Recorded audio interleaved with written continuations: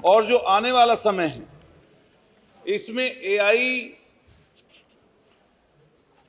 अत्यंत महत्वपूर्ण रूप में हमारे बीच में आई है। ये कृत्रिम बुद्धिमत्ता के विषय में हर कोई इस समय उससे प्रभावित है। कई विषय ऐसे हैं मान्यवर, विशेष रूप से चिकित्सा, जिसमें इसका अत्यधिक दूरगामी प्रभाव लोगों के जीवन को बेहतर कर सकता है। जी, मैं इसके ऊपर जो विषय है जी जी उसके ऊपर प्लीज आप अपने वो हमें नियम 300 के अंतर्गत मैं चर्चा का अनुमति नहीं दे रहा, उसका एआई के ऊपर चर्चा करेंगे तो बहुत अपने आप में कई घंटों तक हो सकती है। 2-3 मिनट बस विषय के ऊपर वाली, जिसके लिए मैंने आपको अनुमति दी है, प्लीज। जी जी इससे सुगमता तो होगी, लेकिन परंतु मान्यवर इसके साथ साथ एआई के बढ़ते दुरुपयोग को अगर नहीं रोका गया तो इससे मानव जीवन अत्यंत दुष्कर हो जाए। धीरे धीरे इस बात के उदाहरण हमें देखने के लिए मिल रहे हैं मान्यवर कि आज एआई के माध्यम से जो लोग तरह तरह के षड्यंत्रों का शिकार भी हो रहे हैं। मान्यवर, एआई के माध्यम से झूठ का सहारा लेकर तरह तरह के दुष्प्रचार किए जा रहे हैं। मैं अपने स्वयं के विषय में मान्यवर आपसे कहना चाहता हूं, और मान्यवर सदन के जितने सदस्य हैं, जो भी चुनकर आए हैं या जो भी सामाजिक जीवन जी रहे हैं, वो इस बात को नजदीकी से समझ सकते हैं कि एआई के माध्यम से किसी की भी डीपफेक वीडियो, किसी का भी फोटो, किसी की भी महिलाओं की निजता का उल्लंघन लगातार मान्यवर देखने के लिए मिल रहा है। मैं अपने लिए भी मैंने देखा, अभी कुछ दिन पहले मान्यवर मैं टेबल कर दूंगा वो सारी शिकायतें और सारी वीडियो फोटो किस माध्यम से किस तरीके से चेहरे को परिवर्तित करके, और उससे होता क्या है मान्यवर कि मेरे से जुड़े हुए लोग फिर उसका जवाब देंगे उसी रूप में, जिससे सामाजिक समरसता भी खराब हो रही है, सामाजिक लड़ाइयां बढ़ने का मौका मिल रहा है। आपके माध्यम से मैं माननीय मंत्री जी से कहना चाहता हूं कि पिछले दिनों एक एजेंसी वाले लोग मेरे पास आए, और जो एजेंसी वाले लोग मेरे पास आए उन्होंने कहा कि आपको कहीं पर अगर भाषण ना भी देना हो तो आपकी आवाज में हम लोग आपकी सूचना आपकी जनता तक, आपके लोगों तक पहुंचा सकते हैं। जैसे वो मेरी सूचना को सही रूप में पहुंचा सकते हैं मान्यवर, इसी तरीके से उसी सूचना को अगर गलत रूप में प्रचारित करना हो किसी भी सदस्य, किसी भी सामाजिक व्यक्ति के, तो वो चीजें वैसे भी पहुंच जाएंगी। मान्यवर, चुनाव में हम सब लोग जाते हैं, सामाजिक जीवन में अलग अलग जगह आना जाना है, और कई तरीके की वीडियोस, कई तरीके के फोटोज और कई तरीके की सामाजिक रूप से जो हमारी निजता है उसका उल्लंघन करने का काम भी इस समय एआई के माध्यम से कई लोग षड्यंत्र के रूप में कर रहे हैं। मान्यवर, आपसे निवेदन है कि इस विषय में जो जिस भी माध्यम से जो गलत एआई का दुष्प्रचार किया जा रहा है किसी भी व्यक्ति की प्रतिष्ठा को धूमिल करने के लिए, उसके बारे में हम सबको लोगों को सोचना पड़ेगा। मान्यवर, पिछले दिनों पीठ से आदेशित हुआ था, पिछले दिनों पीठ से आदेशित हुआ था, आपको अनुमति दी है, विषय पर है, उसको डिबेट नहीं। जुर्माना सरकार की तरफ से लगेगा, लेकिन मान्यवर आईटी एक्ट के लिए सरकार की तरफ से बोला जाता है मान्यवर, आप भी जानते जो आईटी एक्ट है उसमें 6 महीने की सजा का प्रावधान है मान्यवर, और वो विषय आ गया, आपका जवाब नहीं है। मैंने एक एफआईआर, मैं मान्यवर अपने खुद पीड़ित हूं इससे, और भी कई लोग पीड़ित, आप बोलो प्लीज अपने। मैंने एक एफआईआर पिछले 15 दिन पहले अपने यहाँ मेरठ के एसएसपी साहब को सूचना देके दी, आज तक वो मान्यवर सूचना नहीं चढ़ी। मैं टेबल कर दूंगा आपको वो सारी चीजें।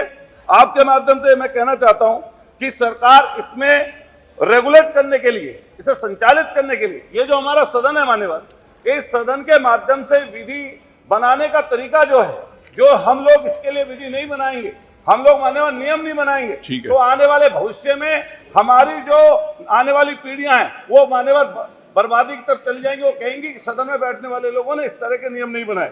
और मान्यवर, एक बात कही जाती है विज्ञान के विषय में, science is a good servant but bad master.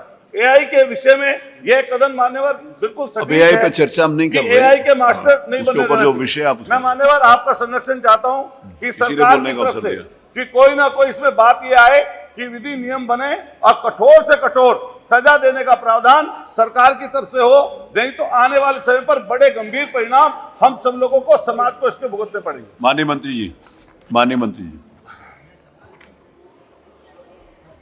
माननीय अध्यक्ष जी, प्रधान जी का प्रश्न बहुत अच्छा है, लेकिन इस विषय में मैं अवगत कराना चाहता हूं कि आईटी और इलेक्ट्रॉनिक्स आईटी के संबंध में भारत सरकार समय समय पर नियम बनाती है और उनको लागू करती है। केंद्र सरकार द्वारा सूचना एवं प्रौद्योगिकी अधिनियम 2000 के अंतर्गत समय समय पर इलेक्ट्रॉनिक्स एवं सूचना प्रौद्योगिकी मंत्रालय द्वारा विभिन्न नियमों को लागू किया गया है। उपरोक्त कड़ी में हाल ही में जो नवीनतम अधिसूचना संख्या CGDLA 1002226-269993 दिनांक 10 फरवरी 2026 प्रभावित की गई है, जिसके अंतर्गत इस प्रकार के अपराधों के विषय में कड़े प्रावधान लागू किए जाने का है। इसका गजट मैं अन्य सदस्य को उपलब्ध करा दूंगा। ये गजट मेरे पास है। ये पूर्ण रूप से भारत सरकार केंद्र सरकार के अधीन है।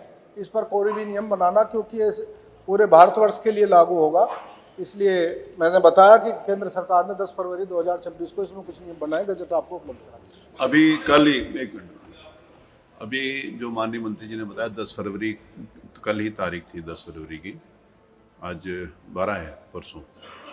तो परसों हम लोगों ने अखबार में पढ़ा भी, गवर्नमेंट ऑफ इंडिया, क्योंकि ये नेशनल और इंटरनेशनल लेवल के ऊपर इसके ऊपर काफ़ी चर्चा होती है एआई के ऊपर, उसके प्लस और नेगेटिव दोनों पॉइंट्स के ऊपर। लेकिन आपने जो श्री अतुल प्रधान ने विषय उठाया है वो केवल इनका नहीं है, वो विशेष रूप से राजनीतिक क्षेत्र में काम करने वाले लोगों के प्रति सबको प्रभावित करता है। तो उसको मैंने माननीय संसदीय कार्य मंत्री जी से चर्चा करके आपको इस बात की अनुमति दी थी। तो जो गवर्नमेंट ऑफ, ये ठीक है माननीय मंत्री जी जो आपने कहा है कि गवर्नमेंट ऑफ इंडिया इसके रेगुलेशन बनाती है। जो गवर्नमेंट ऑफ इंडिया ने जो अभी परसों 2 दिन पहले ही जो किया, तो उसको प्रभावी ढंग से लागू हो जाए। और जैसे पिछली बार माननीय संसदीय कार्य मंत्री जी ने ये यहाँ पर विधानसभा में बताया भी था कि इसमें सख्त नियम लागू हैं, जिसमें 1 करोड़ रुपए तक का जुर्माना भी है। तो 2-4 को इस प्रकार से उनको सज़ा भी दीजिए, और जो इन्होंने FIR कराई उसकी जांच करा लीजिए, और जो भी उसमें उचित हो उसमें उसकी कार्रवाई करिए। माननीय संसदीय कार्य मंत्री। माननीय अध्यक्ष जी, ये विषय ऐसा है मान्यवर जिसमें हमको लीगल ओपिनियन सीख करना पड़ेगी। ठीक बात। और बिना उसके हम इस समय कहने की स्थिति में नहीं है। मैंने इसीलिए अभी आपको बुलाया था, इन्होंने गजट निकाला, मैंने भी मंगवाया, लेकिन मेरी जानकारी में इससे पहले ये आया भी नहीं था। परसों ही मान्यवर ये गजट हुआ है। परसों मैं आपको भेज देता हूँ, इसको देख लें। सवाल ये है कि अभी इसके बारे में जानकारी भी पूरी नहीं है। लीगल ओपिनियन लेने के बाद ही मान्यवर कुछ कह पाएंगे हम इस बारे में। ठीक है, उसका संज्ञान ले लिया है, जो भी संज्ञान ले लिया। ठीक है, उसका मैंने बोला है जो भी लीगली पॉसिबल होगा उसके लिए वो किया जाएगा। मत संख्या 3, मत संख्या 3 कुछ